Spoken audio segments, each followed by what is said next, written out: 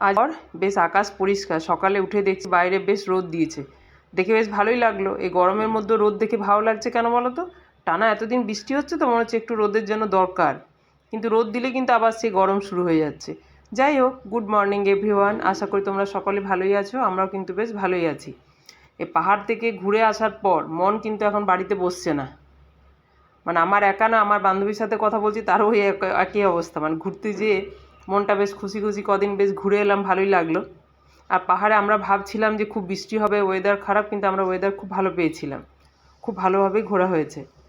এই সকালে দেখতে পেলাম বাজারে চলে এসেছি, যা জিনিস নেবার নিয়ে নিলাম। আর এই আম গাছটা তোমাদের দেখালাম, এখন ধরো আগস্ট মাসের শেষ চলছে, পুরো গাছটা আমে ভর্তি, মানে প্রচুর আম হয়েছে গাছটাতে, দেখলাম বেশ ভালো লাগছে অসময় গাছে আম দেখতে।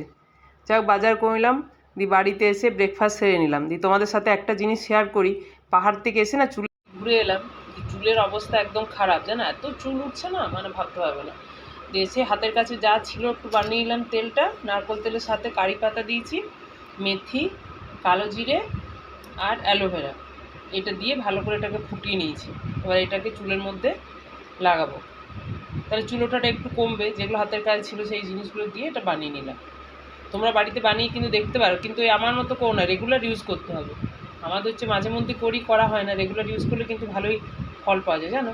এটা বেশ কারি পাতা আছে, মেথি আছে, দেখতে পাচ্ছ আশা করি, কালো জিরে আছে, অ্যালোভেরা আছে।